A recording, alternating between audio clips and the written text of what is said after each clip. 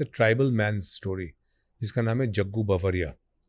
जानवी उसके बचपन का प्यार है और जानवी टूट के उससे प्यार करती है, लेकिन बोलती है जग्गू मैं हत्यारे से शादी नहीं करूँगी। तो it's a picture book with illustrations and a deep inner message for humanity कि अगर जग्गू बदल सकता है, एक मजबूर लाचार ट्राइबल आदमी अगर बदल सकता है तो हम क्यों नहीं।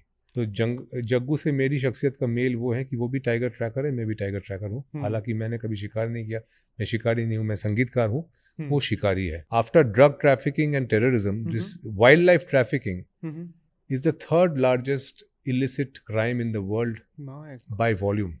Tibetan tribe है लिमी, तो वो बाघ के खाल, नाखून, दांत को इंडिया से तिब्बत तक ले जाते हैं, which is Chinese occupied Tibet, और फिर जाके लासा के ओपन मार्केट में वो बिकता है। आज तक हमने सिर्फ जंगलों का विनाश किया, जंगली जानवरों का विनाश किया, लेकिन अब हम कगार पे हैं। हम चाहे तो आज यू टर्न ले सकते हैं और इसके बाद वक्त नहीं बचेगा, बहुत देर हो जाएगी।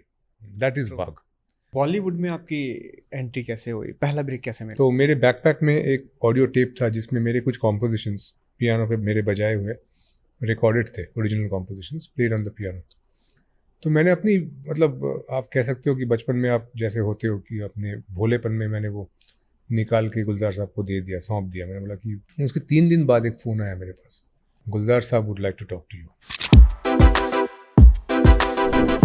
ओके, सो हे एवरीवन, स्वागत है आपका हमारे एक और नए फ्रेश एपिसोड में। आज हमारे साथ एक ऐसे इंसान है जिन्होंने ना कि सिर्फ बॉलीवुड के लिए आइकॉनिक गाने बनाए, बल्कि भारत का पहला प्राइवेट टाइगर रिजर्व अपने पैसों से खड़ा किया। इन्होंने सोनू निगम, श्रेया घोषाल और गुलजार साहब जैसे लोगों के साथ काम किया है। इन्होंने कई सारी सुपरहिट मूवीज में म्यूजिक कंपोज किया है, जैसे पान सिंह तोमर, वेलकम बैक, आहिम कलाम, वेडिंग एनिवर्सरी, प्रेम माया, 4 दिन की चांदनी जैसी और भी अनेक मूवीज में म्यूजिक कंपोज। 2017 में मिर्ची म्यूजिक अवार्ड इन्होंने अपने नाम किया। हाल ही में इन्होंने अपनी किताब लॉन्च की है बाघ, इसके बारे में भी इनसे जानेंगे क्यों ये बुक लिखी इन्होंने, क्या इंस्पिरेशन थी इसके पीछे। आज के हमारे गेस्ट का नाम है अभिषेक रे, जिन्होंने म्यूजिक भी बनाया और बाघों के लिए घर भी। So here I am presenting Abhishek रे।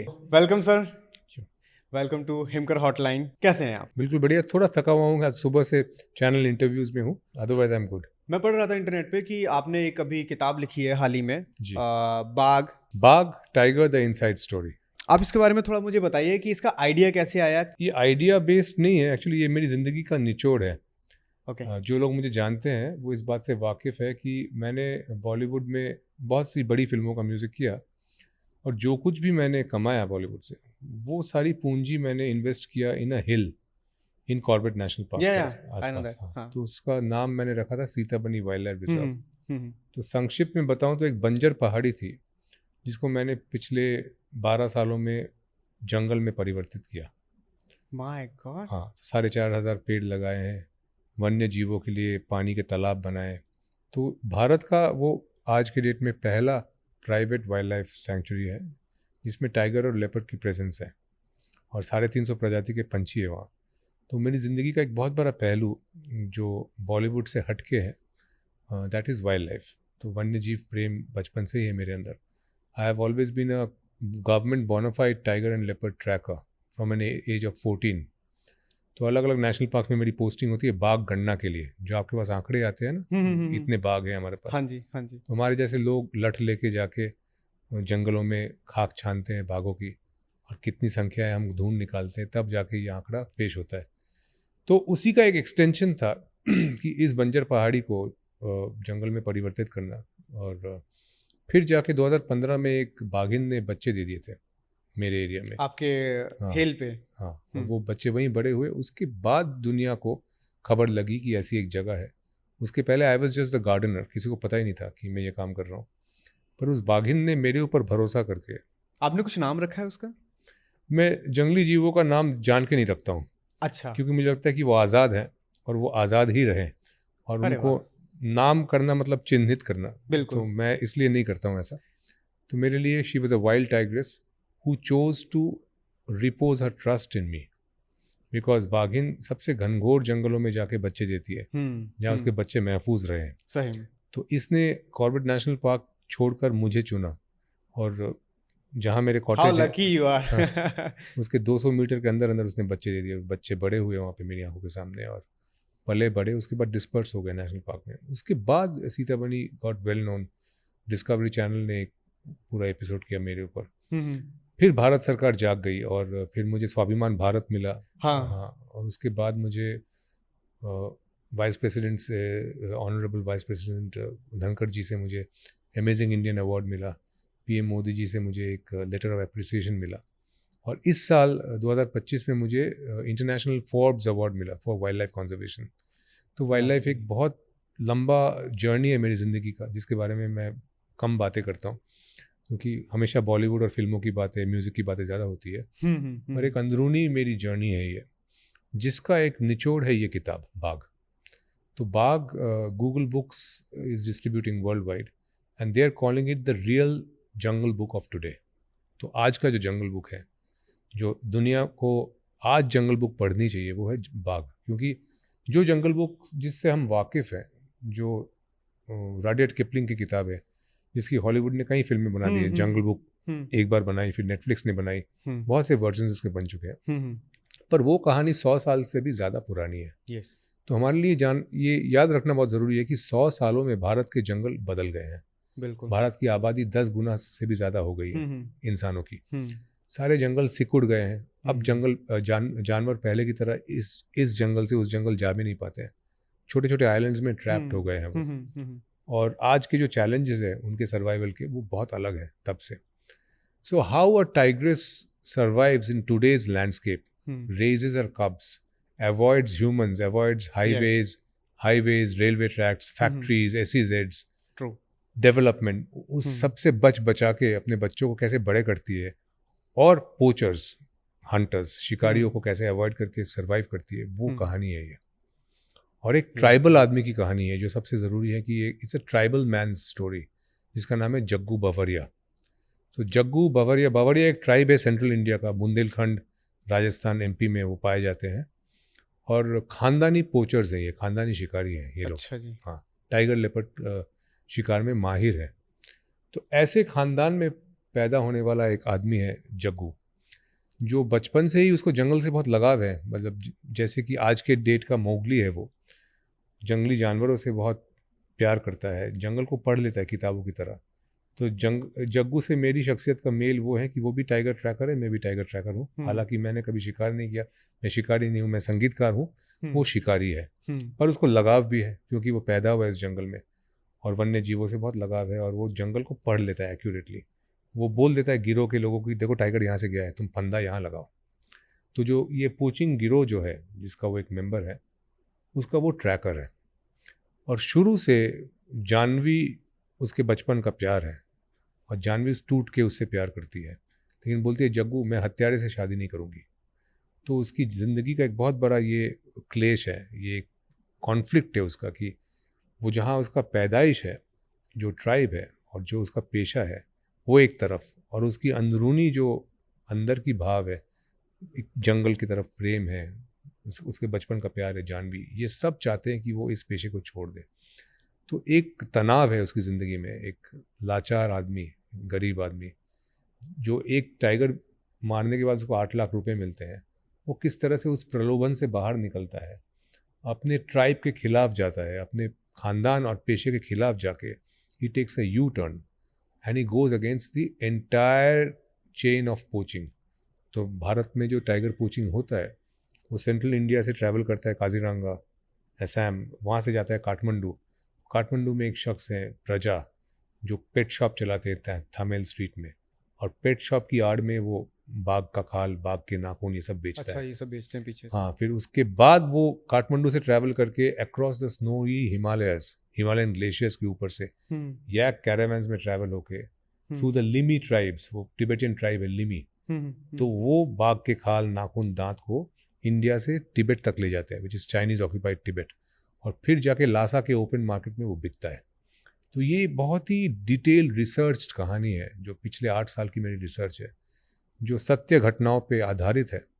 कहानी मेरी है, फिक्शन है, पर सत्य घटनाएं बहुत सारी मैंने पिरोया है इसमें। और अल्टीमेटली ये आदमी जो है, ही becomes a true champion of the wild. ये बंदूक उठा लेता है उनके खिलाफ और टाइगर को बचाने के लिए पूरी पोचिंग नेटवर्क को धराशायी करने के लिए वो अपना सब कुछ न्यौछावर कर देता है। फिर इसको जेल होता है और जेल से निकल के वो फॉरेस्ट सर्विस ज्वाइन कर लेता है। तो इस तरह की एक बहुत रेवोल्यूशनरी कहानी है जो भारतवर्ष की आज की जो वाइल्ड लाइफ की स्थिति है उस पूरी बात को उजागर करता है। And also it is a real jungle book of today because it shows the real parameters of tigers surviving in a increasingly human dominated landscape, and it has a beautiful end, and it is doing very well. It's been covered by international media and leading Indian media. तो मैंने हाल ही में release किया है, तो मुझे बहुत अच्छा traction मिल रहा है। मुझे लग रहा है कि लोग जुड़ रहे हैं इस सब्जेक्ट के साथ, उनको कोई आइडिया ही नहीं कि ऐसा होता है। काफ़ी इंटरेस्टिंग है। हाँ, it's a crime thriller, it's an action adventure, बच्चों को भी बड़ा अच्छा लगेगा। सो Google book says it's 13 years plus. तो 13 से लेके 70 साल तक, 80 साल तक कोई भी इसको पढ़ सकता है। और इस दिशा में जिम कॉर्बेट के बाद आज तक कोई किताब हुई नहीं है। पिछले 100 साल में किसी ने कुछ लिखा नहीं है ऐसे सब्जेक्ट पे। 100 सालों में कुछ नहीं लिखा? कुछ नहीं लिखा है। तो ये अनटच सब्जेक्ट है। तो मैं बहुत सालों से मैं इस पे काम कर रहा था और इस पे इलस्ट्रेशंस भी है किताब में। ओके। तो आप पढ़ेंगे, फिर एक इलस्ट्रेशन आएगा, फिर पढ़ेंगे। It's a picture book. Okay, visuals भी हैं साथ साथ? हाँ, वो मैंने खुद ड्रॉ करके वो जो पेन स्केचेस हैं वो विजुअल्स भी हैं, जैसे पुरानी किताब में भी हुआ करते थे। तो it's a picture book with illustrations and a deep inner message for humanity कि अगर जग्गू बदल सकता है, एक मजबूर लाचार ट्राइबल आदमी अगर बदल सकता है तो हम क्यों नहीं। सही। आज तक हमने सिर्फ जंगलों का विनाश किया, जंगली जानवरों का विनाश किया, लेकिन अब हम कगार पे हैं। हम चाहे तो आज यू टर्न ले सकते हैं और इसके बाद वक्त नहीं बचेगा, बहुत देर हो जाएगी। दैट इज बाग। जिस तरीके से आपने इसको समराइज किया, ये सुनने में इतना ज़्यादा अच्छा लग रहा है, जो कोई भी इस पॉडकास्ट को देखेगा उसका एक बार तो उस बुक को पढ़ने का मन कर जाएगा। ये किताब अमेज़न पे अवेलेबल है, गूगल बुक्स पे भी है, सारे साइट्स पे है। तो परचेज करने के लिए हम अमेज़न से इसको परचेज कर सकते हैं। It's on 32% discount also. कोई भी इसको अमेज़न से परचेज कर सकता है और जो ई बुक्स पढ़ना चाहे वो गूगल बुक से या किंडल से ले सकते हैं, और पेपर बैक जो पढ़ना चाहे वो अमेज़न से ले सकते हैं। लवली। तो एक चीज़ बताइए, कितने टाइम से आप इस पे काम कर रहे हैं? 8 साल से। 8 साल से काम कर रहे हैं आप इस पे? जी, क्योंकि एक मेरी जर्नी है और जिसमें मैंने पिछले 8 सालों में बहुत रिसर्च किया है कि कैसे ये ट्रेड चलता है। आपको सुन के ताज्जुब होगा that this is the 3rd largest illicit crime in the world, criminal activity in the world. People don't know about it. After drug trafficking and terrorism, this wildlife trafficking is the 3rd largest illicit crime in the world by volume. तो ये जो वन्य जीवों का आदान प्रदान है, इसका इतनी भारी मात्रा में होता है। इसका अगर पैसे का वॉल्यूम आप देखेंगे, it is huge. My God, मेरे को तो पहली बार पता चला कि तीसरा सबसे बड़ा क्राइम ये है। हाँ, किसी को भी पता नहीं है। लोगों को इस बारे में बोलना भी एक मेरे लिए, मुझे लगता था कि एक अंदरूनी आवाज़ है। और आज की जनरेशन में ना ज्ञान किसी को पसंद नहीं है। सही बात है। अटेंशन डिसऑर्डर है, बहुत फटाफट लोग बोर हो जाते हैं। तो इसलिए मुझे इस कहानी को एक बहुत मज़ेदार एक्शन एडवेंचर के रूप में पेश करनी थी। मैं ये सब ज्ञान लोगों को देना नहीं चाहता था कि देखो ऐसा होता है वैसा होता है, people are not interested. But ये कहानी इतनी रेसी है और एडवेंचर है, एक्शन है, पहाड़ है, जंगल है, जंगली जानवर हैं। सो इट्स अ वेरी रेसी बुक, यू नो, बहुत फास्ट मूव करता है ये किताब। तो इसमें से अगर आप पढ़ेंगे तो आपको मज़ा आता रहेगा, थ्रिलिंग है, इट्स अ थ्रिलर, लेकिन कहीं ना कहीं आपको सोचने पे भी ये मजबूर करेगा। तो मेरा वही मकसद था कि आप पढ़ें, मज़ा लें, लेकिन कहीं सोचे भी, और उसके लिए वो किताब आपको मजबूर कर ही देगी कि आप सोचें। जिस तरीके से आप बता रहे हैं, मुझे ये समझ आ रहा है कि आपने किस हद तक डिटेल में स्टडी की है इस बुक को लिखने के लिए जी, इसको इंटरेस्टिंग बनाने के लिए, आज के यूथ को देखते हुए, उनके स्क्रीन टाइम को देखते हुए। इसलिए मैंने इलस्ट्रेशंस डाले, इसलिए मैंने चैप्टर्स भी बहुत छोटे छोटे रखे, 2-2, 3-3 पेज के चैप्टर्स हैं, बहुत लेंदी चैप्टर्स नहीं है, ताकि वो जल्दी जल्दी फिनिश हो जाए। नहीं, ताकि वो जुड़े इस तरह से कि एक चैप्टर खत्म हो, उससे तो अगले चैप्टर मन कर जाए देखने, अगले चैप्टर में आप हिमालय चले गए, अगले चैप्टर में आप घने जंगलों में चले गए। तो चैप्टर टू चैप्टर भी बहुत वेरिएशन है, जिस तरह से मैंने बुना है कि वो एक फिल्म की तरह लगता है पढ़ने में, यू नो। तो इवेंचुअली मेरा मन ये है कि जिस दिन मेरे पास ये फंड्स आए तो मैं इस किताब को एक फिल्म में परिवर्तित करूँगा, जो मॉडर्न डे जंगल बुक बनेगा। डेफिनेटली आएगा, क्योंकि जो टॉपिक आपने उठाया है, जिस तरीके से आप बता रहे हैं, जिस तरीके से आपने उस बुक को तराशा है, आपको 100% कहीं ना कहीं से कोई ना कोई फंड मिलेगा और मैं चाहूंगा और मैं विश करूंगा कि आपको फंड मिले और आप इस पे मूवी बनाओ। Thank you. और मुझे ऐसे means टॉपिक्स a lot. बहुत ज़्यादा फैसिनेट करते हैं, मुझे बहुत अच्छा लगता है। मेरा क्वेश्चन ये है कि आपके अंदर इतनी हिम्मत कैसे आई कि आपके जीवन की पूरी जमा पूंजी आप एक बंजर जंगल पहाड़ी को पे। बनाने में लगा देंगे? ये थोड़ा मुश्किल सवाल है, इसका कोई सटीक जवाब देना भी मेरे लिए मुश्किल है, क्योंकि आप एक सनक कह सकते हो इसको, एक पागलपन, एक अंदर की आवाज़, यही कह सकते हो। इसके पीछे और कोई बहुत बड़ा गणित नहीं था मेरा। मुझे याद है कि मेरे पिताजी जो गवर्नमेंट ऑफिसर रहे हैं पूरी ज़िंदगी, तो मेरे सारे पागलपन में उन्होंने हमेशा मेरा साथ दिया। जैसे कि मैंने MCA किया, मास्टर्स ऑफ कंप्यूटर एप्लीकेशंस, और जिसके बाद मुझे बहुत बड़ी बड़ी नौकरियां मिली कैंपस इंटरव्यू पे। पर तब तक मैं बहुत सारी फिल्मों का म्यूज़िक कर चुका था। मैंने बहुत बाल उम्र में कंपोजिशन करना शुरू किया, तो बहुत सी सारी फिल्में मेरी आ चुकी थी, थैंकफुली। अदरवाइज़ मुझे बोला जाता कि आप दिन में नौकरी करो, शाम को म्यूज़िक करो, जो मुझे करना नहीं था। I come from a strictly academic Bengali family. People in my home, my mother is a presidency college professor, father is a engineer, MBA with government of India, all his life he worked. तो ये academic लोग हैं, इन्होंने संगीत किया as a main hobby. तो मेरे लिए संगीत as a full time profession लेना अपने आप में उनके लिए एक छोटा सा झटका तो था ही। It was I am a black sheep of the family कि आपका बेटा करता है कि या संगीतकार है, हाँ, और कुछ नहीं करता है। तो एक झटका ये था उनके लिए, पर उन्होंने कभी मुझे नहीं बोला कि आप नौकरी करो। और थैंकफुली मैं इतना कमा रहा था उस दौरान कि कोई मुझे ये बोलता भी कि आप नौकरी करो, तो उससे ज़्यादा पैसा मैं बॉलीवुड से कमा रहा था। उसके कई साल बाद जब मैंने डिसाइड किया कि ये पहाड़ी मैं लूँगा और धीरे धीरे करके खरीदूँगा, और विशाल पहाड़ी है तो बहुत पैसे की ज़रूरत थी उसके लिए, तब मैं पिताजी को लेके गया था दिखाने के लिए वो जगह जो जिम कॉर्बेट खरीदने से पहले। जी, जिम कॉर्बेट लैंडस्केप में है वो।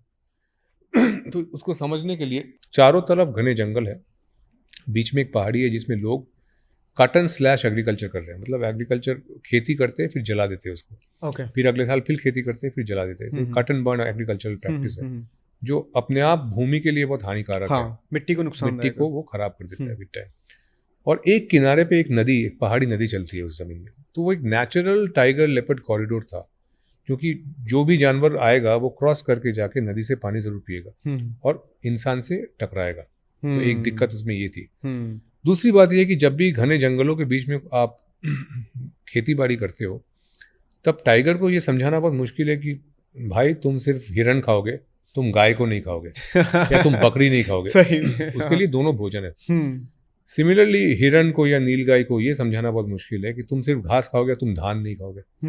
कुदरती प्राणी है वो, जो उसका भोजन है उस पर वो आएगा। सही। तो ऐसे में क्या होता है कि मैन एनिमल कॉन्फ्लिक्ट होता है। ऑल ओवर इंडिया ये प्रॉब्लम है कि लोग जानवर को मार देते हैं, या टाइगर ने कोई किल किया तो किल में वो पॉइजन कर देते हैं। आपको पता होगा पिछले हफ्ते एक टाइग्रेस और उसके 4 बच्चे मर गए बैंगलोर के आसपास, कर्नाटका में। अच्छा। उसने गाय को मार दी थी, तो गाय का शिकार करने के बाद गांव वालों ने उस गाय में पॉइजन मिला दिया। तो जब वो वापस आई उसको खाने के लिए तो वो मर गई और उसके बच्चे भी मर गए, 3-4 बच्चे उसको मर गए। इस तरह के हादसे होते रहते हैं हमारे देश में। ये रिटेलिएटरी किलिंग है। अब जिसका गाय उसने खाया, उस आदमी को इतना गुस्सा आया कि उसने बोला कि इसको हम मार देंगे, उसने पॉइजन मिला दिया। जबकि टाइगर को ये समझाना बहुत मुश्किल है ना कि ये उसके लिए भोजन नहीं है। तो इसी तरह का प्रॉब्लम इस ज़मीन पे भी बहुत ज़्यादा था, कॉन्फ्लिक्ट बहुत ज़्यादा था। और मुझे दिख गया था कि चारों तरफ जंगल है, एक तरफ नदी है, तो ये ऑटोमेटिकली ये ज़मीन चीख चीख के ये कह रही है कि मुझे लौटा दो मेरे ओरिजिनल स्टेट में, जो मैं पहले था। तो मैंने पिताजी को ये बात, उनके सामने ये बात रखी, तो वो एकदम हैरान हो गए। वो बोले कि एक तरफ तेरा करियर बॉलीवुड में है, you are an established Bollywood singer composer, इतनी बड़ी बड़ी फिल्मों का तू म्यूजिक कर रहा है, तू कहाँ वो सब छोड़ के आके ये वीरानों में आके यहाँ पे इस पहाड़ी को तू हरा भरा बनाएगा? ये हो नहीं पाएगा। ये प्रैक्टिकली फिजिबल नहीं है। ये ज़मीन लेके तू अटक जाएगा और फिर ना तो बेच पाएगा ना कुछ कर पाएगा। ये बहुत बड़ी समस्या हो जाएगी। तो मैंने सुना उनकी बात और फिर मैंने उनके सामने एक ही बात रखी। मैंने बोला, बाबा इस ज़मीन पे बाघ का पंजा है। ये बात आपने उस टाइम पे बोली थी? तभी मैं आपको 2008-10 उस वक्त की बात कर रहा हूँ। My God. सो ऐसे इस ज़मीन पे बाघ का पंजा है। तो वो मेरी तरफ देखे और उन्होंने एक एक्सप्रेशन मुझे ऐसा दिया, तो मैं क्या करूँ? बाघ का पंजा है, what are you trying to say, so what?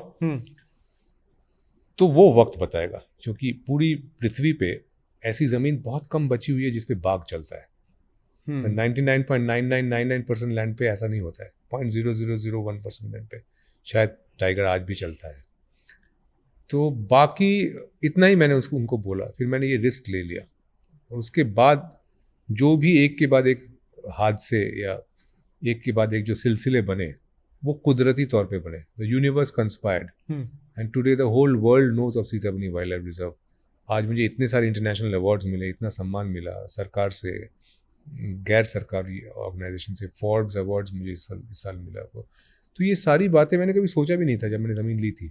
तो वो तो एक के बाद एक मैंने तालाब बनाए, पोखर बनाए, अब उसमें मछलियाँ अपने आप आ गई, उसमें मेढक अपने आप आ गए, जुगनू अपने आप आ गए, एक्वाटिक वेजिटेशन आ गया। तो मेरे कहने का तात्पर्य ये है कि when you do 1% for nature, nature does 99% on her own. So the universe listens to you. When you make a ripple in the universe conspires to make things happen. अगर आपकी नीयत ठीक है। True. मैं इस बात को मानता हूँ कि आपकी नीयत ही सब कुछ है। नीयत ही सब कुछ है। अगर आपकी नीयत ठीक है तो चीज़ें जुड़ती जाती है। पूरी जो पहाड़ी थी उसको आपने कैसे बिल्ड किया? आपने खुद से बिल्ड किया, लोगों की मदद ली, या बिल्ड नहीं किया उसको? मैंने क्या किया, उसको मैंने रीवाइल्ड किया। That is the correct word. So I am the first rewilding project of India, जिसमें एक प्राइवेट सैंक्चुरी बनाने के लिए एक बंजर पहाड़ी को जंगल में परिवर्तित किया गया है। इस तरह के रीवाइल्डेड सैंक्चुरीज अफ्रीका में है, पर इंडिया में ये कॉन्सेप्ट नहीं था। अब धीरे धीरे आ रहा है, उस वक्त तो बिल्कुल भी नहीं था। तो आप ज़मीन खरीदते हो तो उस पर आप फैक्ट्री बनाते हो या स्टूडियो बनाते हो या घर बनाते हो, कंस्ट्रक्ट करते हो या खेती बाड़ी करते हो। पर ज़मीन खरीद के जंगल बनाना वो कॉन्सेप्ट था नहीं। लेकिन मुझे हमेशा लगता था कि wild life is a diminishing resource. मतलब मेरे लाइफ टाइम में इस प्लैनेट का 50% वाइल्ड लाइफ विलुप्त हो चुका है। मेरे ही लाइफ टाइम में आने वाले 20-25 साल में आप देखेंगे कुछ नहीं बचेगा, जिस तरह से हमारी आबादी बढ़ रही है।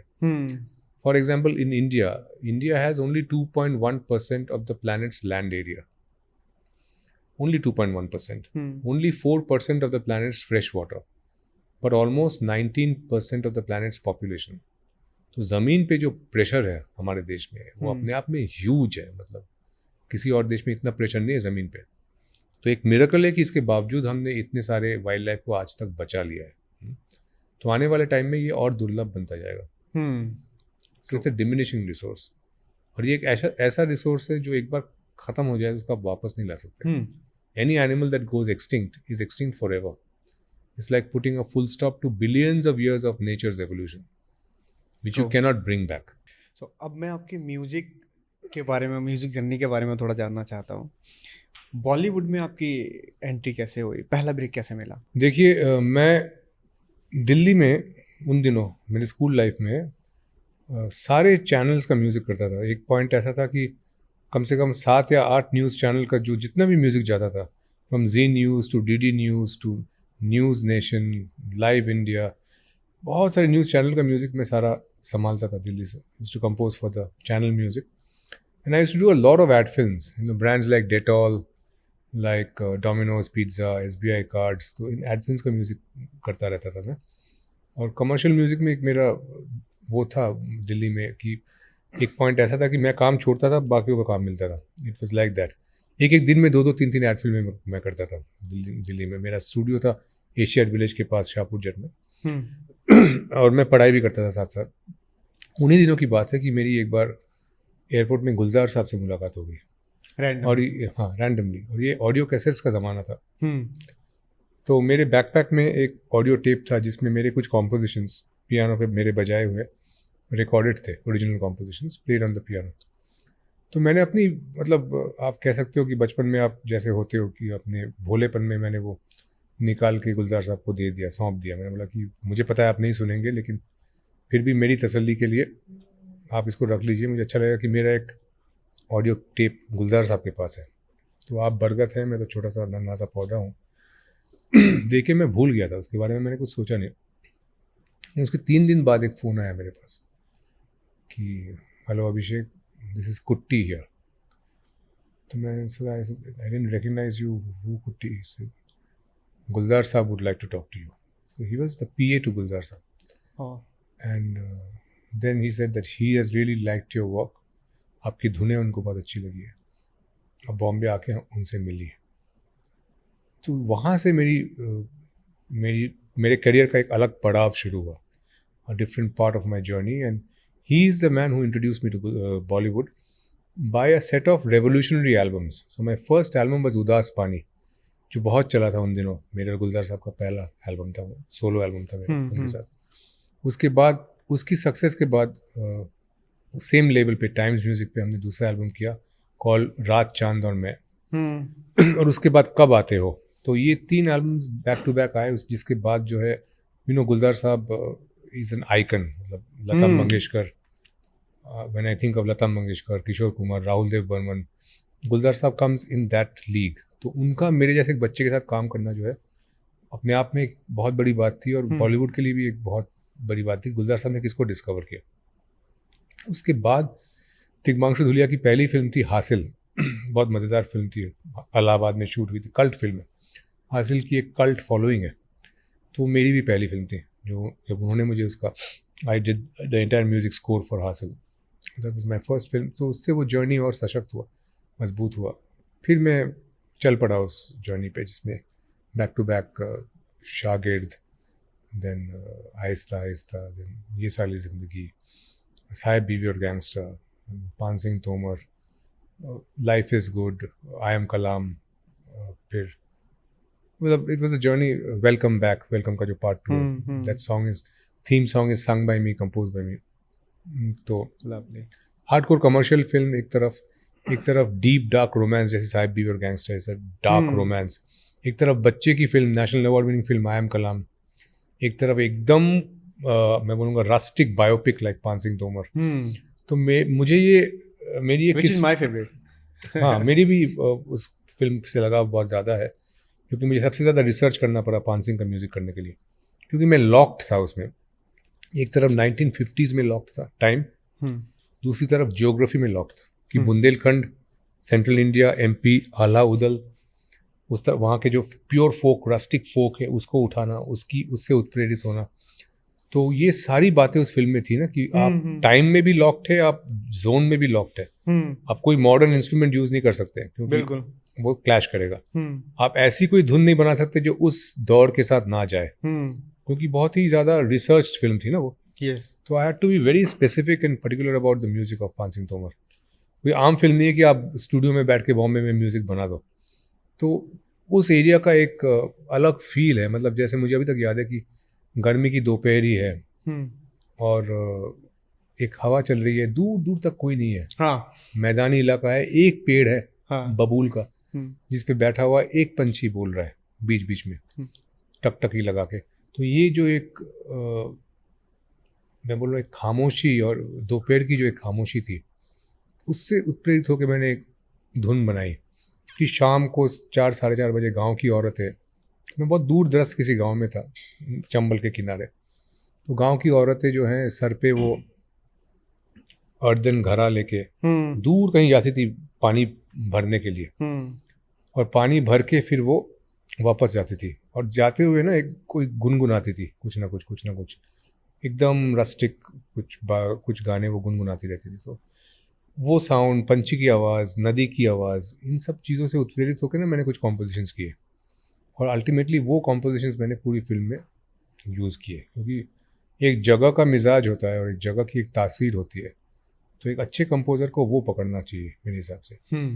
ना कि आप एक एयर कंडीशन स्टूडियो में बैठ के बॉलीवुड में बॉम्बे में बैठ के आप सारी फिल्मों का म्यूज़िक करते हो। मुझे लगता है कि वो अप्रोच ठीक नहीं है। ऑन ग्राउंड जाके रिसर्च करना, समझना चीज़ों को अच्छे से। मैं भी, मेरी फितरत भी वैसी है, क्योंकि मैं बहुत ज़्यादा बंद कमरों में रहना पसंद नहीं करता हूँ बचपन से ही मुझे, क्योंकि मैं एक तरफ टाइगर ट्रैकर भी रहा हूँ ना, तो मुझे खुली जगह, वीरान जगह, बीहड़ों से बहुत लगाव है। तो मुझे मौका भी मिल गया कि चलो भैया बॉम्बे छोड़ के मैं 2-3 महीने भटकूंगा। तो पान सिंह तोमर के बारे में कुछ और बताइए ना, किस तरीके का आपका एक्सपीरियंस रहा उसमें, क्या आपने आरटी की? तो मैं, तिग्मांशु और इरफान भाई, हम तीनों मिलके एक गाड़ी में लेके घूमते रहते उस जगह में, कहाँ पे क्या क्या शूट करेंगे। तो ये बहुत मजेदार एक्सपीरियंस था। बार बार जाते थे, रेखी करते थे, ये सीक्वेंस यहाँ करेंगे, वो सीक्वेंस वहाँ करेंगे, और गाने भी बहुत नायाब थे। तो एक गाना जो मेरा बहुत हिट हुआ था, उसका नाम है धाएं धाएं, जिसपे वो सारे फिल्म के प्रोमोस कटे थे। तो 2 लाइनें उस गाने का सुनाता हूँ मैं। वो गाना गाया भी मैंने और कैलाश खेर जी ने था, तो हमारा डुएट था वो। तो उस गाने में फिल्म का निचोड़ हमें कैप्चर करना था कि पूरी फिल्म का निचोड़ क्या है, कि वो डाकू था नहीं, उसको बनना पड़ा मजबूरन। तो वो मजबूरी निकालना था एक गाने में, उसको कंपोज करना बड़ा मुश्किल काम था। तो गाना ऐसा है देखो हवा जोर से भड़की, तन में नसें जोर से तड़की, अब तो रंग जाएगी धरती लाल लाल। ओ देखो हवा जोर से भड़की, तन में नसें जोर से तड़की, अब तो रंग जाएगी धरती लाल लाल। पर ये अपने मन की ना है, का करे ना कोई उपाय, अब तो करनी ही पड़ेगी धाए धाए। So that was the spirit of Mansingh Tomar. तो ये तेवर, वहाँ की जो भाषा है वो आपने पकड़ ली, वो बहुत बड़ी बात है। तो भाषा से भी ज्यादा मैं बोलूंगा तेवर कि खाने को कुछ है कि नहीं है घर में, वो मैटर नहीं करता, लेकिन बंदूक टंगी हुई है। हाँ, बंदूक जरूर है। हाँ, सलामी तोप से होगी। हाँ, तो ये जो तेवर है लोगों का, हाँ, मुझे खासकर बहुत पसंद है। गाने की धुन में, हाँ, और गाने के मिजाज में उसको कैप्चर करना था मुझे। ऐसे गाने नहीं करने थे जो बॉलीवुड के लवी डवी गाने हैं, और मुझे एक अलग तेवर के गाने करने थे उसमें। तो तीनों गाने जो छाप छोड़ जाए और should be loyal to the film, to the subject, क्योंकि ऐसी फिल्म एक ही बार बनेगी। यस। तो सब्जेक्ट को जो एनहांस करे ना, तो तीनों गाने ऐसे हैं। एक उन दोनों का बिछड़ने का गाना था, माही गिल और इरफान खान का। जब बिछड़ते हैं, क्योंकि वो बागी बन जाता है, तो बहुत कम अपनी बीवी से मिल पाता है। यस। तो सांझ ढले, एक नाव में जो है वो सांझ का वक्त है, और वो नाव में आता है छुप के, कंबल ओढ़ के अपनी बीवी से मिलने। तो ऐसे ऐसे कुछ सीक्वेंस थे उसमें, जो उन दोनों के बीच के जो नाजुक पल है उसको पिरोते हैं। उसके लिए एक गाना, मुझे बिरहा का गाना कंपोज करना था। तो बिरहा मेरा एक फेवरेट सब्जेक्ट है, मैंने बिरहा पे बहुत गाने बनाए हैं। अभी एक फिल्म आई थी लाइफ इज़ गुड, आनंद महादेवन की, जैकी श्रॉफ, उसमें भी मेरा गाया हुआ एक गाना है बैरी बदरा, बिरहा का गाना है। लेकिन पान सिंह तोमर का जो बिरहा का गाना था, उसमें मैं बहुत ज़्यादा फंस गया, क्योंकि मैं जो कुछ भी कर रहा था, तिग्मांशु को ये लग रहा था कि ये गाना अच्छा है, पर ये भी बहुत सोफिस्टिकेटेड है उस रीजन के लिए, और गाउटी और रॉ और ज़्यादा ज़मीन से जुड़ा हुआ, और अपने आप को नंगा करके कोई गाना बनाओ जो एकदम ही घुसा हुआ हो, जिसमें कोई भी सोफिस्टिकेशन ना हो। तो फिर मैंने एक धुन वहीं जाके क्रैक की, मैं बोला था इस दोपहरी में, जो बहुत पसंद आ गया। फिर वो धुन उस गाने के लिए हमने यूज़ किया। तो उसके 2 लाइन ऐसे हैं, it's a female song, female chorus song.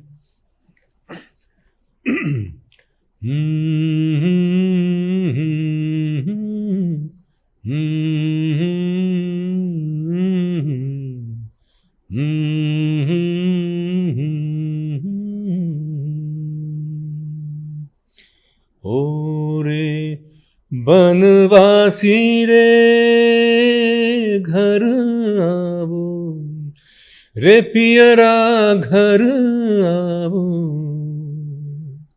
तपेरे तपाबे बिरहा, रे कछु ना सुनाबे मनवा, बिना तोहरे जले दिन Ratia.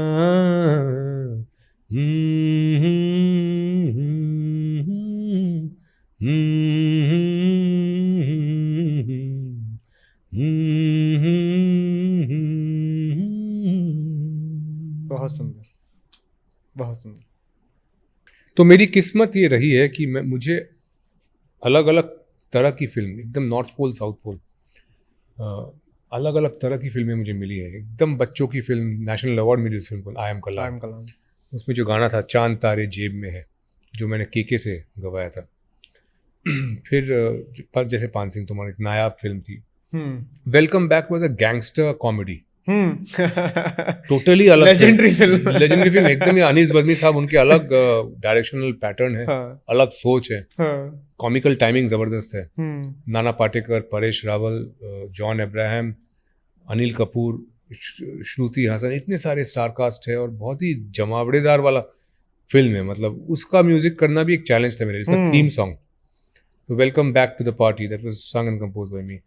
Then you know dark crime thriller जिसमें पुलिस करप्ट हो जाती है, जो like Shagird with Nana Patekar, pure love, mature love story like Saheb Biwi aur gangster, dark romance, या फिर wedding anniversary with Mahi Gill and तो अलग अलग भिन्न भिन्न किस्म के फिल्म मेरे पास आए हैं. अभी मैंने एक फिल्म कंप्लीट की है, romantic comedy which is picturise on Khushali Kumar. तो हर साल एक कुछ नया करता हूँ और वो एक चैलेंज रहता है मेरे लिए. अब मैं अपने आप से ये सोच के मुझे खुशी होती है कि मैंने हर तरह के गाने किए.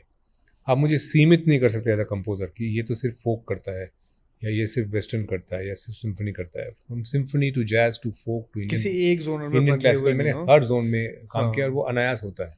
कुदरती वो देन है हाँ. कि वो होता रहता है. तो मैंने बांधा नहीं अपने आप को कभी. As a film composer I think you should be able to do all kinds of music. सबसे ज्यादा टफेस्ट अभी तक टास्क क्या रहा? किस मूवी का म्यूजिक कंपोज करना सबसे ज्यादा मुश्किल रहा आपके लिए? टफ तो नहीं रहा, मैं बोलूँगा टफ शब्द मैं यूज़ नहीं करूँगा. मैं बोलूँगा कि एक चैलेंज रहा है. Challenge that was Pan Singh Tomar, जैसे मैंने बोला, क्योंकि मैं बंधा हुआ था टाइम में. तो कोई भी ऐसा इंस्ट्रूमेंट जो मॉडर्न लगे कानों को, वो हो ही नहीं सकता था उसमें. सारे उस जमाने के ट्रेडिशनल लाइव इंस्ट्रूमेंट्स यूज़ करके, और सारी आवाज़ें और गाने का जो स्टाइल है.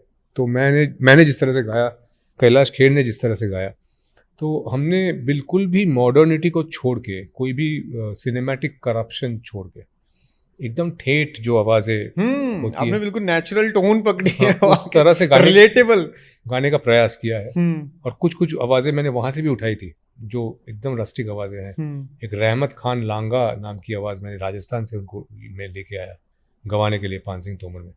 तो डाकुओं के कुछ कैरेक्टर्स की आवाज़ उनसे मैंने करवाया, एकदम तीव्र आवाज़ें उनकी, हाई पिच्ड. तो ये जो एक्सपेरिमेंटेशन था, कुछ अजीबोगरीब इंस्ट्रूमेंट्स मैंने यूज़ किए इस फिल्म में.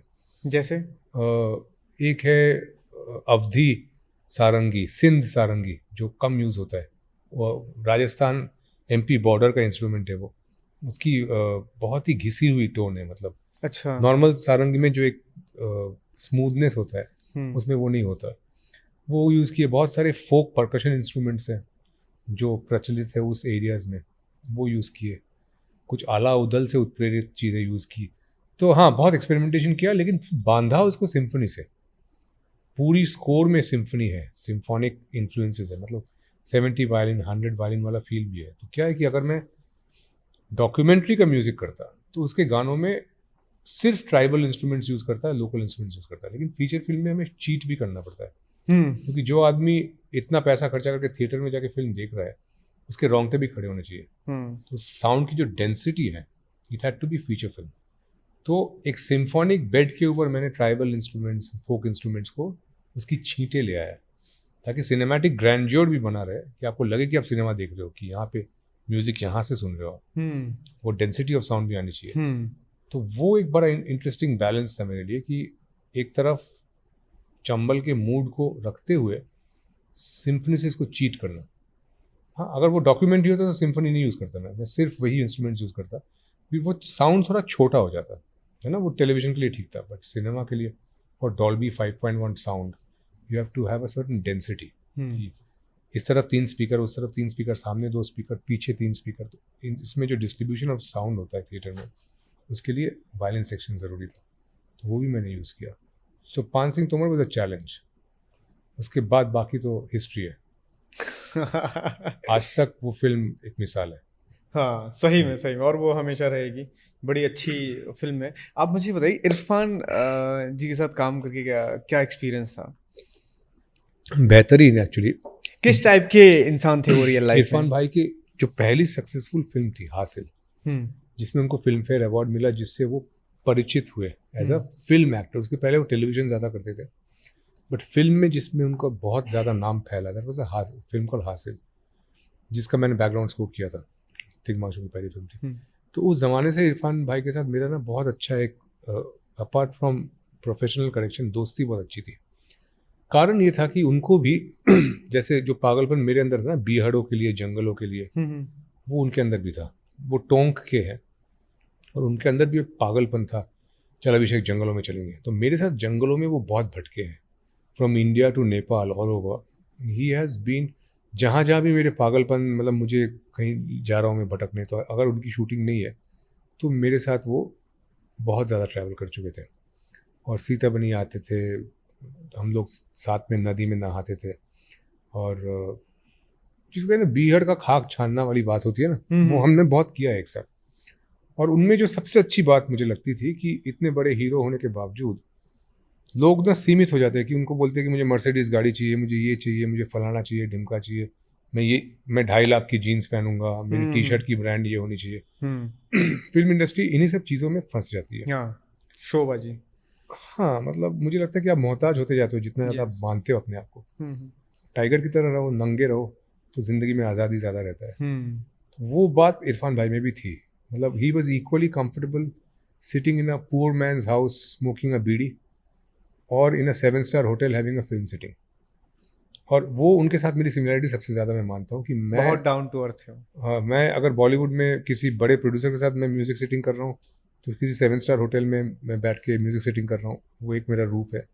और एक मेरा रूप है जहाँ मैं नंगा होके सीताबनी में घूम रहा हूँ और पेड़ लगा रहा हूँ। दोनों ही मेरे रूप है और दोनों में मैं कंफर्टेबल हूँ। मैं किसी चीज़ पे मोहताज नहीं हूँ कि मुझे ये चाहिए, फलाना जूता, फलानी गाड़ी, फलाना, ऐसे कोई मटेरियलिस्टिक चीज़ों के प्रति मेरा कोई लगाव कभी रहा ही नहीं है।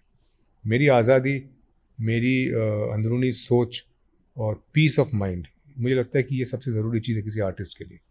इसीलिए आप नेचर के इतना कुछ कर पाए हो सकता है। श्रेया घोषाल जी के साथ आपने काम किया है बहुत सारा। बताइए, कुछ मेमोरेबल मोमेंट शेयर कीजिए जो आपने कहीं ना बताए हो। श्रेया के साथ जो मेरा रिश्ता है वो बहुत पुराना है। मतलब जस्ट देवदास में जब उसने गाना गाया, उस दौर से मैंने उसके साथ काम किया। और श्रेया ने शायद सिर्फ मेरे साथ इतने वेरिएशन ऑफ सॉन्ग्स किए, तो उसके साथ मेरे जैसे साहिब बीवी और गैंगस्टर में रात मुझे ये कह के चिढ़ाए एक गाना बहुत हिट हुआ था। Pure romantic, beautiful romantic melody है। वहाँ से शुरू करके आई एम कलाम में छीनी भीनी, which was a funk jazz composition. Then एक फिल्म आई थी तेरा क्या होगा जॉनी, सुधीर मिश्रा की फिल्म थी विथ नील नितिन मुकेश। तो वहाँ श्रेया से मैंने पहली बार आइटम नंबर गवाया, क्योंकि आइटम नंबर के लिए लोग हमेशा सुनिधि को लेते थे। तो एक शहर की रानी गाना बहुत हिट हुआ था, उसमें मैंने श्रेया से वो गाना गवाया, लोग पहचान नहीं पाए कि वो भी उसकी आवाज़ है। तो from item numbers to rock, Palchin नाम का एक प्योर रॉक सॉन्ग उसने मेरे लिए गाया, to jazz, to folk, to classical, every genre I experimented with her voice. बहुत ही ज़हीन आर्टिस्ट है और अपनी आवाज़, अरे बड़ी अच्छी आवाज़ है उनकी। मुझे लगता है कि लता जी, आशा जी वाले दौर के बाद, हालांकि आशा भोसले के साथ भी मैंने काम किया है, उस दौर के बाद मैंने कविता कृष्णमूर्ति, अलका याग्निक, उदित नारायण, अभिजीत वाले दौर के साथ काम किया है। फिर मैंने श्रेया, सोनू, शान, ये इस वाले दौर के साथ काम किया है। और उसके बाद अब जो करंट सिंगर्स है, भूमि त्रिवेदी, प्रतिभा सिंह बघेल, आजकल के जो सिंगर्स है, नीति मोहन, इनके साथ भी काम किया। तो एक तरह से आप बोल सकते हैं कि मैंने 4 जनरेशन ऑफ सिंगर्स को देखे हैं। मुझे लगता है आप पुराने तो सारी धुरंधर के साथ लगभग काम कर चुके हो आप। तो फ्रॉम इवन उस्ताद राशिद खान, उषा उत्तुप, सबके साथ मैंने काम किया। तो श्रेया में एक बात ऐसी है कि वो जो पुराने कलाकारों में जो एक चीड़ के निकलने वाली बात थी ना, कि आज भी किशोर कुमार है, तो एक अलग लेवल का टैलेंट था वो, कि चीड़ के निकल जाए जो भीड़ को और एक अलग ही औहदा हासिल कर ले। श्रेया इस जनरेशन की सिंगर्स में एकमात्र मुझे ऐसी लगती है जिसमें वो बात है। That is a speciality and she is timeless. मतलब इतने सालों से वो गा रही है, आज भी नहीं लगता है कि बहुत हो गया श्रेया घोषाल, ऐसा कोई नहीं बोलता। हाँ, आज भी साल में अगर एक गाना उसका आए तो वो गाना म्यूजिक सुनने वाले लोग जरूर सुनेंगे। बिल्कुल, डेफिनेटली। एक बार को म्यूजिक वीडियो ना देखे मैं कहूँगा, बट ऑडियो का गाना 100%। और आपको पता है कि आज की डेट में सिर्फ ऑडियो से किसी को चिपकाना या बिठाना बहुत मुश्किल काम हो गया। Yes, with this kind of attention deficit syndrome. Yep. Unless an audio is really, really good, it doesn't work that way. Shreya has that quality. जहाँ आसमान में 100 पीस ऑर्केस्ट्रा था जी, श्रेया घोषाल, सोनू निगम, इन सब के साथ आपने काम किया, उसका कुछ शेयर कीजिए। ये जो क्या कहानी है इसका, 100 पीस ऑर्केस्ट्रा, एक बार आप समझाइए। जहाँ आसमान was actually a non-film song. It was a single. हाँ, And उस गाने को मैं टाइटैनिक के गाने की तरह रिकॉर्ड करना चाहता था। जैसे टाइटैनिक में एक गाना था ना, I will always love you, so that song was only her voice, the singer's voice riding a symphony. So ए जहान आसमान में मैंने वायलिन्स, चेलोज, वायोलास का एक पूरा सिम्फोनिक बेड रिकॉर्ड किया और उसके ऊपर श्रेया घोषाल एंड सोनू निगम की आवाज़ें लगाई to carry the main melody.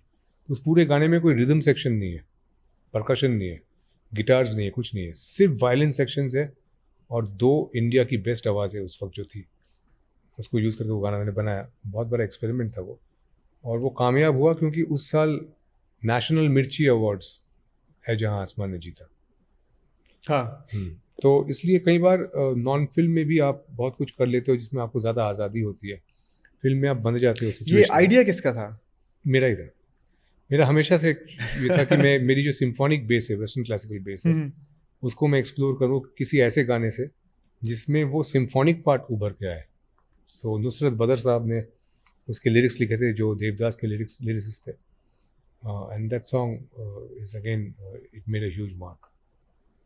Hariharan के साथ भी आपने काम किया है, उनके साथ कोई मूवमेंट हो तो बताइए। गुलजार साहब का लिखा हुआ एक गाना था, हाँ। ये दिल अजीब है, और वो गाना मैंने हरिहरन साहब से डब करवाया। और डूब गए वो दिन, एक और गाना गुलजार साहब ने मेरे लिए लिखा था, which again I recorded with Hariharan साहब। हरिहरन साहब is like a cage tiger. क्या है कि उनकी आवाज़ में वो कुछ भी कर सकते हैं अपनी आवाज़ को, लेकिन उनकी तालीम इतनी अच्छी है, रियाज इतना अच्छा है कि वो किसी भी गाने, किसी भी कॉम्पोजिशन को सुनने के बाद वो अपनी तरह से उसको लेके खेलने लगते हैं। ओके। तो माइक पे जाके वो कुछ भी कर देते हैं, वो चेंज करके एक और वेरिएशन दे देंगे आपको, एक और वेरिएशन दे देंगे। So he is a pleasure for a composer, for an original composer. Hariharan ji can show you many ways. तो उनको थोड़ा बांधना पड़ता है, क्योंकि एक गाने को रिकॉर्ड करते दौरान ये भी ध्यान रखना पड़ता है कि इस गाने को ऑडियंस कैसे रिसीव करेगा, ऑडियंस कैसे जज करेगा। कई बार हैमरिंग ज़रूरी होती है कि आप एक ही धुन को बार बार एक ही तरह से ही गाइए ताकि ऑडियंस में वो गाना घुसे। पर क्योंकि वो गज़ल सिंगर है, वो एक्सपेरिमेंट करते हैं, तो एक ही लाइन को जब दूसरी बार वो गाएंगे तो अलग ही कर देंगे कुछ।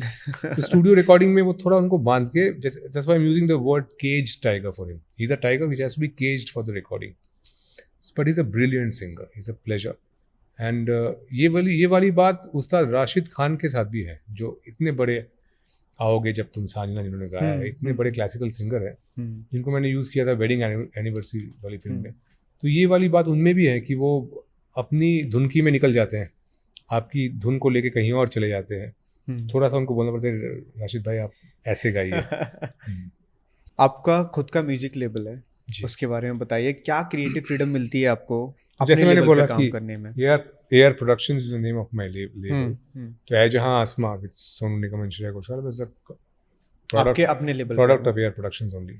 तो ये बहुत से गाने हैं ऐसे जिसमें top artist like Shreya, Shaan, Hariharan साहब, I would say all of them have actually sung for me that level. तो मेरी एक कोशिश रहती है that for the love of music कम से कम हर महीने या 2 महीने में एक गाना मैं प्रोड्यूस करूँ जो किसी फिल्म से प्रेरित ना हो। मतलब फिल्म उस वक्त जो भी चल रही है वो फिल्म तो अपने पथ पे अग्रसर है, उसके लिए मैं काम कर रहा हूँ, लेकिन फिल्म से निर्लिप्त होके एक अपने म्यूजिकल प्लेजर के लिए, म्यूजिक को बरकरार रखने के लिए एक गाना मैं बनाता रहता हूँ, मतलब हर 2 महीने में। तो एयर प्रोडक्शंस का मकसद यही है that for the love of music, for the love of original music, you keep on creating new songs.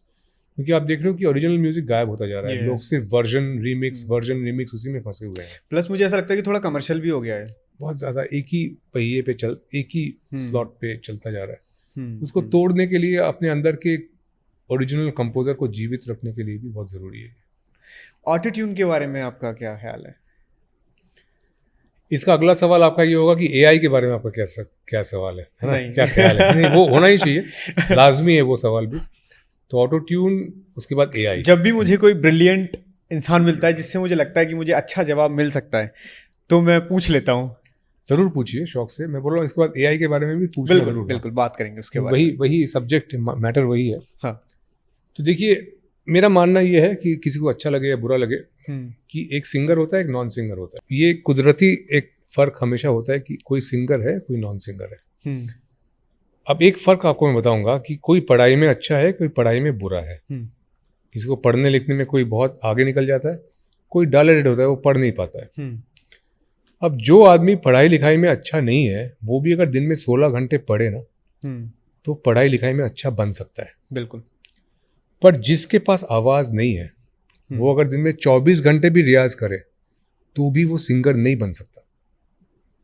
ये एक बेसिक फ़र्क है पढ़ाई लिखाई में और संगीत में। एक बेसिक फ़र्क है कि पढ़ाई लिखाई में एक आदमी जो पिछड़ा हुआ है वो भी मेहनत करके आगे जा सकता है।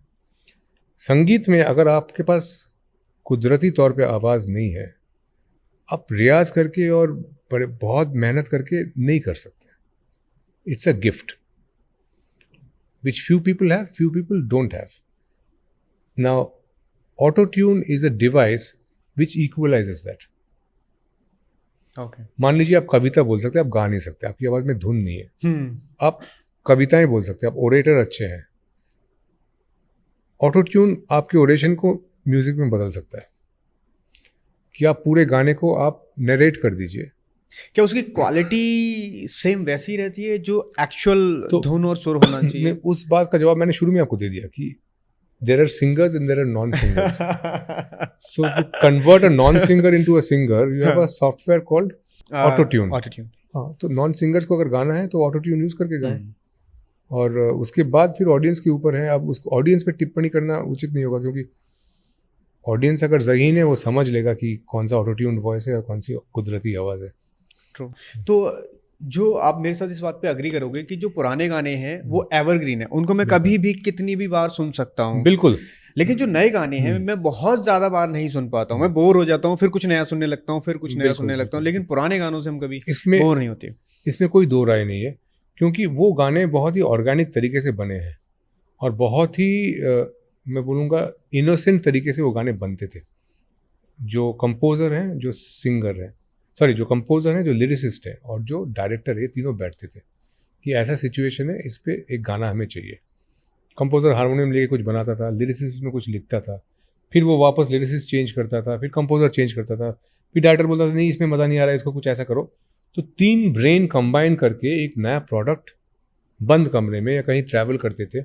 बहुत दिन तक गायब हो जाते थे गाने बनाने के लिए। फिर जब लौटते थे शिद्दत के साथ तो बड़ी पाकीज़गी से गाने बन जाते थे, बड़ी मेहनत से। और मेहनत is not the right word, I would से innocence is the right word, not मेहनत। मेहनत करके अच्छे गाने नहीं बना करते। अच्छे गाने 1 सेकंड में ही बन सकते हैं अगर वो ऊपर से नाजिल हो जाए। You know, when I compose that melody can come at any time. मतलब मैं रात को सो रहा हूँ, जागने और सोने के बीच में जो वक्त होता है उसमें एक धुन टपकती है। उसको अगर मैं पकड़ लूँ उस वक्त और गा लूँ तो वो रह जाएगी मेरे पास। अगर मैं सो जाऊँ अगले दिन सुबह मैं भूल जाऊँगा। तो अगर मैं लॉन्ग ड्राइव कर रहा हूँ, दिल्ली बॉम्बे के बीच में गाड़ी चला रहा हूँ, अचानक धुन आ जाएगी। या मैं नहा रहा हूँ, शावर के नीचे धुन आ जाएगी। तो धुन एक रेन ड्रॉप की तरह होती है, उसका कोई टाइम नहीं आने का और वो आपकी इच्छा से कुछ नहीं करता। वो एक कुदरती चीज़ है जो टपकता है। जब टपकता है, कंपोज़र का काम है उसको पकड़ लेना और उसको बुन बुन के दोनों तरफ उसको बुनते हैं हम। कभी बार एक गाने का ज़रूरी नहीं है कि पहले उसकी स्थाई आती है, गाने का बीच का एक टुकड़ा आ जाएगा, फिर उसको आगे बुना जाएगा, उसको पीछे बुना जाएगा, वो अपने आप को बनाता रहेगा। So melody is a gift of nature and a person who can capture that is an original composer. So I think in today's day and age, there is a serious dearth of original composers. People make very smart music. They make smart arrangements, smart sounds, और यहाँ वहाँ से जोड़ तोड़ के बहुत अच्छा production कर लेते हैं। लेकिन गाना वो सक्सेसफुल है जो बगैर किसी इंस्ट्रूमेंट के, बगैर किसी लाउड साउंड के अगर सिर्फ गाया जाए तो अच्छा लगे। सिर्फ आवाज़ ही काफ़ी है या सिर्फ एक इंस्ट्रूमेंट ही काफ़ी है। धुन में अगर वो बात है तो वो धुन एवरग्रीन है। और धुन को अगर बहुत ज़्यादा प्रॉप अप करने की ज़रूरत है ना, कि ये साउंड लगाओ, वो साउंड लगाओ, ये करो, ऐसा मिक्स करो। The best example is if there is a beautiful woman, you make her wear any dress, she will look pretty. If she's not beautiful, you can gift her the most expensive brands, she will still not look pretty. True. Melody is like that. धुन अगर खूबसूरत है तो उसको किसी आभूषण की आवश्यकता नहीं है। और धुन में अगर वो बात नहीं है, दूर अगर वो लंबी दौड़ का घोड़ा नहीं है, उसको आप कितने भी आभूषण और स्मार्ट साउंड से प्रोडक्शन करो, वो फिर भी यहाँ तक नहीं जाएगी। वो चिपकेगी नहीं, वो आज भी जहन में नहीं बैठेगी। आज भी आप देखिए ना 70% of all FM channels are running on R.D. Burman. Teesri Manzil का गाना 1966 में बना था, ओ हसीना जुल्फों वाली आजा, ओ मेरे सोनरे सोनरे सोनरे, नो वो गाने आज तक FM को रूल कर रहे हैं। 67 का गाना 2025 में चल रहा है। अब 2 साल पुराने हिंदी गाने आज आप नहीं चलाओगे FM पे, तो क्या कारण है कि उन गानों में वो पोटेंसी थी। दूर के रेस का घोड़ा है वो मेलोडी ऐसी है। आज भी अगर मैं गाऊं ओ मेरे सोनरे सोनरे, बच्चे को भी पता है।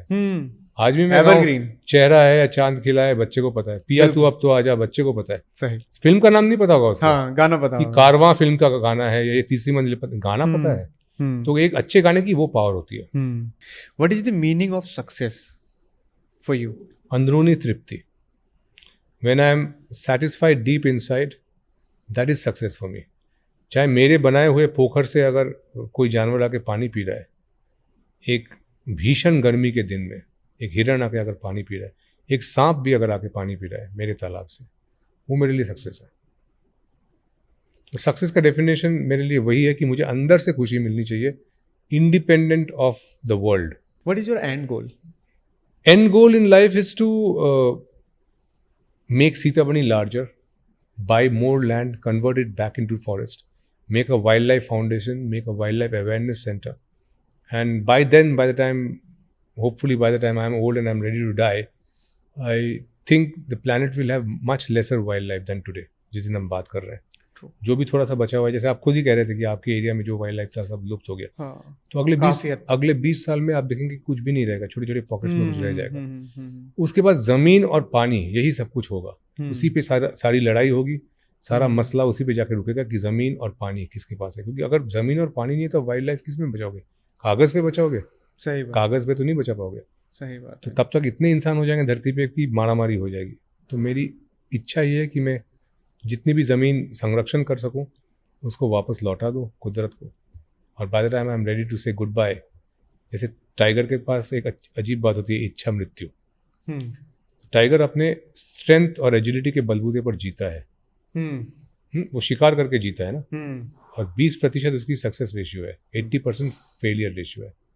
20% टाइम्स वो खाता है, 80% टाइम्स वो भूखा रहता है क्योंकि शिकार भाग जाता है। एक दिन ऐसा आता है टाइगर के ज़िंदगी में जब उसको ये समझ में आता है कि अब मेरे अंदर वो ताकत नहीं है, वो स्फूर्ति नहीं है, वो चुस्ती नहीं है, पंजों में वो धार नहीं है, दांत में वो धार नहीं है, अब मैं शिकार नहीं कर पा रहा हूँ। तब वो डिसाइड करता है कि बस मैंने अपनी ज़िंदगी जी ली है। और एकदम घने जंगल में जाके एक तालाब के पास लेट जाता है, पानी पीता है, अपने तलवे चाटता है और इंतज़ार करता है मौत की। इसको कहते हैं इच्छा मृत्यु, जो पौराणिक युग में योगियों के पास हुआ करता था। जो बहुत पहुँचे हुए मोक्ष प्राप्त जो ऋषि मुनि थे उनके पास इच्छा मृत्यु थी, जो कुदरती तौर पे टाइगर के पास है। तो एक ऐसा दिन आना चाहिए इंसान की लाइफ में जब उसको लगे कि हाँ, मुझे जो करना था मैंने कर लिया, मैंने ज़िंदगी जी ली है, अब जाने का वक्त है। वाह। मेरा एक आखिरी सवाल है कि आप रिजेक्शन को कैसे हैंडल करते हो? मैं बहुत डिटैच्ड हूँ। एक्सेप्टेंस और रिजेक्शन दोनों की तरफ भी मैं बहुत डिटैच्ड हूँ। कि अगर मुझे 2 फिल्में मेरे हाथ से निकल जाए तो भी मुझे कोई फ़र्क नहीं पड़ता, 4 फिल्में और मिल जाए तो भी मुझे कोई फ़र्क नहीं पड़ता, क्योंकि फिल्मों में जो मुझे करना था मैंने कर लिया है। अब अगले जो गोल्स हैं मेरे लाइफ के, एक बहुत बड़ा गोल है कि ये जो किताब है बाघ, इसको फिल्म के रूप में दुनिया के सामने पेश करना, दुनिया को समझ में आए कि असल कहानी क्या है, आज का जंगल बुक क्या है। तो इस तरह के कुछ बड़े बड़े गोल्स हैं। तो छोटे मोटे रिजेक्शंस इनके सामने कोई मायने नहीं रखते। मतलब, और मैं एक बहुत मिनिमलिस्टिक आदमी हूँ, मैं दाल रोटी खा के ज़िंदा रह सकता हूँ, मैं मोहताज नहीं हूँ बहुत सारी चीज़ों पे। मुझे ये चाहिए, ये ब्रांड चाहिए, वो ब्रांड चाहिए, मैं एकदम बहुत मिनिमलिस्टिक हूँ। तो रिजेक्शन से मुझे मेरी ज़िंदगी में कोई खास फ़र्क पड़ता नहीं है। हाँ, एक बार सर अपनी बुक अगर आपके पास है तो दिखा दीजिए। हाँ ज़रूर। तो this is the book. Lovely. So this book is available on Amazon, on Google Play, on all the leading sites. I would request all of you to support an independent writer, an original content writer, and buy this book. It's at a discounted rate. It's a story which you will enjoy. इसके अंदर illustrations हैं. It's like a picture book. कहानी को जिस तरह से मैं आगे ले गया हूँ ब्लैक एंड वाइट स्केचेस के साथ साथ, तो मुझे लगता है कि पढ़ने वालों को बहुत मज़ा आएगा, क्योंकि छोटे छोटे चैप्टर्स हैं, लंबे चैप्टर्स नहीं है, विद विजुअल्स एंड इलस्ट्रेशंस इस तरह के. This book has been supported by the Global Tiger Fund, National Tiger Conservation Authority, International Big Cat Alliance, and a lot of people starting from doctor Rajesh Gopal, Jackie Shroff, Sonu Nigam, Shaan, Kavita Krishnamurthy, and a lot of wildlife people like Amit Malik, Dr. S.P. Yadav, they've all written about the book. It's a book that I think will go long. Thank you. बड़ा अच्छा लगा sir आपसे बात करके, and उम्मीद करता हूँ next जब भी कुछ भी आप रिलीज़ करें, जब भी आपका आना हो, मैं एक और एपिसोड आपके साथ करना चाहूँगा. ये बहुत अच्छा कॉन्वर्सेशन था, मुझे इतनी सारी चीज़ें सीखने को मिली हैं, कई सारी नई चीज़ें सीखने को मिली. आपने ऑफ द कैमरा भी मुझे बड़ी सारी चीज़ें बताई. तो जब भी मैं किसी अच्छे गेस्ट से मिलता हूँ, अच्छे का मतलब मेरे लिए होता है कि जिससे मैं एक्चुअल में कुछ सीख सकूँ और उनको अपनी लाइफ में अप्लाई कर सकूँ.